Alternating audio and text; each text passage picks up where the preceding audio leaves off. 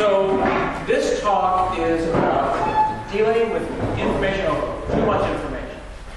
Twitter and email and Facebook and MSDN and books and documentation and what do you focus on and how do you make the right decisions. How many people here are students? And then how many here are professionals that are working in the industry? So it's about half and half. We'll have a little discussion at the end. It will be interesting to find out if both students and professionals are feeling equally overloaded. I personally found I was more overloaded in the professional world.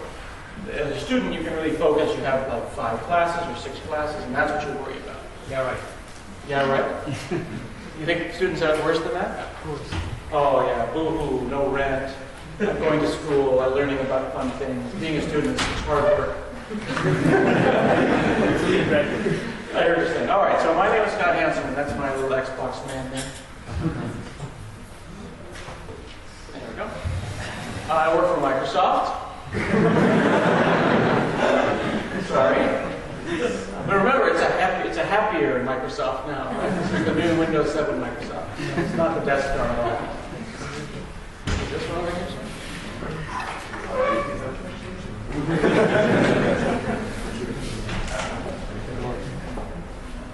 There we go. I work in open source software. This is the bathroom wall.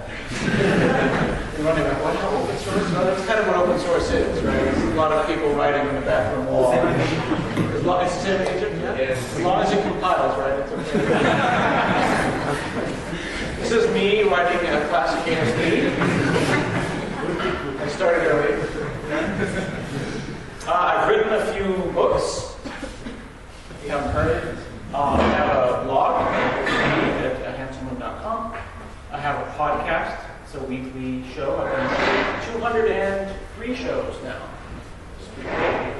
Okay, so the amount of information since the old days, this is my picture to represent the old days, has changed.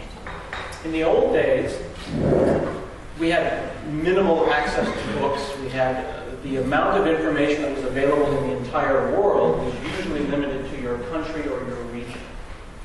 Right? So like a long time ago, America didn't exist. There was like, all the information was in Alexandria, and that was it. There was no other information. And then fast forward to today, we have not just lots of information in terms of facts, but we have lots of information in terms of opinions. And it's hard to decide what you should spend your time on. You have a finite amount of time. Now, I'm not sure, is anyone here, forgive me, I don't know if it's inappropriate to ask the age in Egypt. Is anyone here almost 40? All right. Does anyone here remember any of these books here? All right, there we go. Now I have some strength there. So, in the 80s and 90s, this was the sum of all knowledge in programming. If you were asked to write a book, or write a program rather, you would take these 2 books, you'd lock yourself in your house, and if the information did not exist in those books, you were screwed. You were in trouble. That was developing in the 80s and 90s. And I spent that time there. If you were developing in like the 1880s or 1890s, maybe you would live in this kind of a world here. I think this is actually like the 1950s.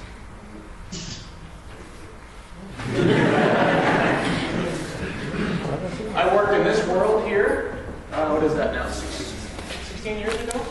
Triple Vision, Pascal. What? Triple C! That's pretty exciting. This was amazing. You could move the windows around. I mean, you really don't understand. You could move the windows around, you know? The very first time we saw this, we would just get our friend. We'd pick up the window. Where's the cursor? The cursor did not look like this. The cursor was a square. It was like this. And you would move the window. And go, oh, I moved it. That's crazy. It was crazy. Crazy. So, they say that 30%, 28% of your workday is wasted by interruptions. Phone calls, texts, tweets. People are interrupting you and making your workday less effective. Half of people believe that less than half of the information that they are getting is valuable. So we are letting our day be wasted by information that is is not valuable information. Cheap photos. 21 exabytes, not terabytes, not gigabytes, but exabytes of information was created in 2007. I think it goes mega, giga, tera, peta, exa. Is that right? So that's a lot. We'll just say a lot of information was created. Oh. Okay. So if you're trying to cope with all of this information, hope is not a strategy. Hope is not going to make it okay. Working harder won't allow you to cope with all this information that's coming towards you. So I want to talk about a couple of things. Did I spell it wrong? Okay. Yeah. I want to make. I've got to put this. I've had some friends who helped me. We put some Arabic through. I want to make it very, very clear what we're talking about. We're going to juxtapose. We're going to make a comparison between two words. We're talking about effectiveness, and we're talking about efficiency. And even in English, these words are used interchangeably. There are words that are close enough that if you ask the average person who speaks English, they will have trouble explaining what is effective, what is efficient. I want to talk about that. So I've picked a couple of words. Effectiveness is doing the right thing. Okay, this is about setting a goal and selecting the next action that you need to make that goal. Whether that goal is painting your house and all of the different things that you need to do to achieve the painting of your house. Whether it's getting your children enrolled in school or whether it's writing a program. This is very process-oriented and it focuses on the effect. And that's why we call it effectiveness. I wish to be effective so that I can achieve some effect. Okay? Efficiency. I get that one wrong? It is right. You guys are murmuring. You make me feel like I got it. You're going to tell me if I get it wrong. Okay, good. You get that one right? You're waiting for me to get it wrong. English man. Efficiency is getting things done in an economical way, meaning the amount of work you're putting in, the amount of work you're getting out is efficient. These things are very goal-oriented. This is the way I like to phrase this, and I'll read it as well as we can read it together. Effectiveness is doing the right things, but efficiency is doing things right or correct. Does that make sense? So I want to talk about these two different things and why they're different. So first, talk about effectiveness, picking the right thing for the job. So, information that is coming in to your life, whether it be email information or whether it's paper or mailbox, it's coming into your inbox. Your inbox can be literally a box. It could be your phone, it can be your voicemail, it can be your Gmail. It has to be triaged. Okay? It has to be sorted, and it has to be acted on. But the first thing that has to happen is the triage. Now, triage is from a French word that means to separate, sort, and sift.